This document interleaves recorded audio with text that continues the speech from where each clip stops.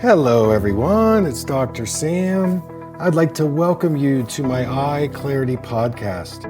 This is a show that offers cutting-edge information on how to improve your vision and overall wellness through holistic methods. I so appreciate you spending part of your day with me. If you have questions, you can send them to hello@drsamberne.com. Now, to the latest EyeClarity episode.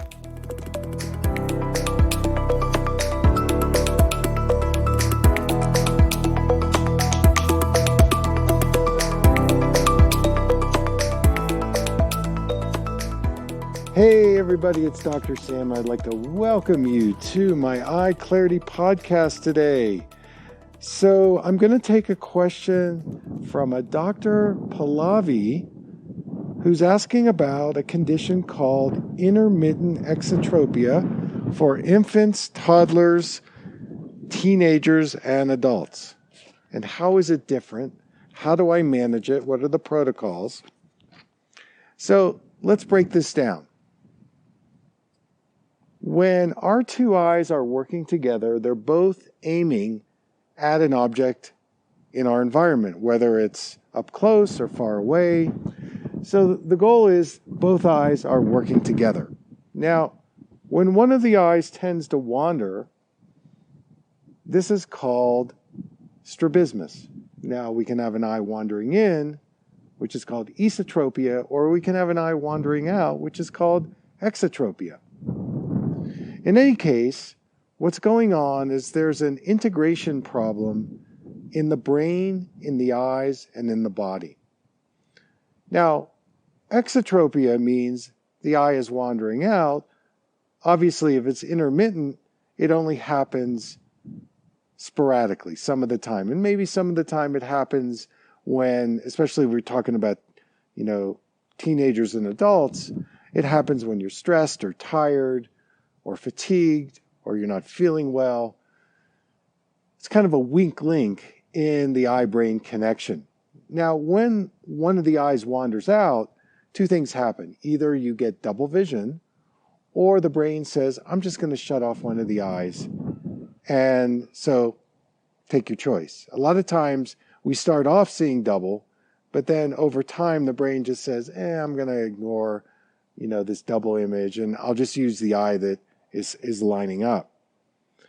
Now, when we see this condition in infants and toddlers, it's a time frame where there's a plasticity going on, in that we don't want to necessarily try to fix it, either through surgery or patching, but what's a better approach is to work with the whole body through different specific movement patterns, and to encourage bilateral integration with both sides of the body and both hemispheres of the brain.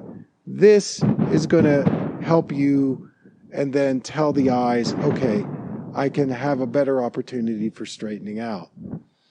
So it's something that I counsel parents to watch and to maybe do some proactive exercises that can help.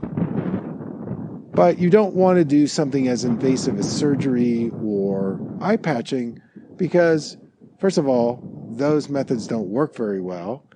It creates more trauma in the infant toddler, and it really makes no sense to them. Glasses is also another poor option because that's not going to do anything as well. So the bottom line is that by doing some bilateral exercises, doing some vestibular stimulation things with these infants and toddlers, working with something called primitive reflex integration. This is primitive reflexes or the motor patterns that we come out of the birth canal with, and they're very important in helping us integrate our movement patterns with our vision. And if these reflexes are not fully integrated, they begin to have an effect on our visual development. So doing some primitive reflex therapy can be really effective at reducing this strabismic pattern. Now, another question that the doctor has is the relationship between accommodative spasms and our age group. So when we're talking about accommodation, we're talking about the muscles in the eye.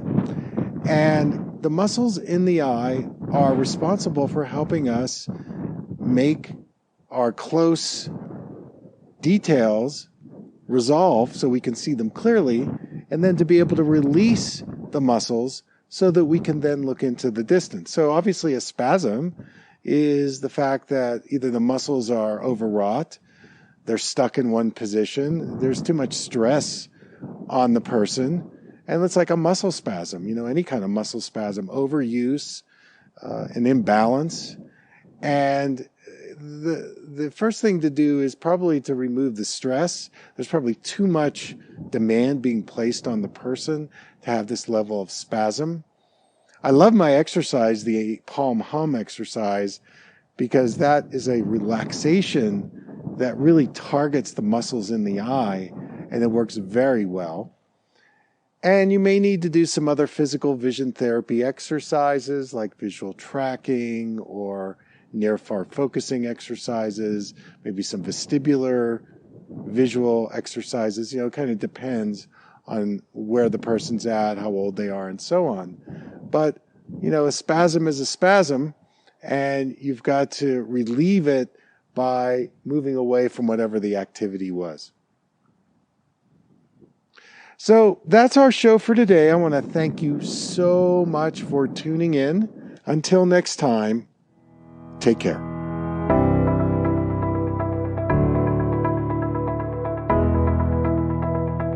Thank you for listening.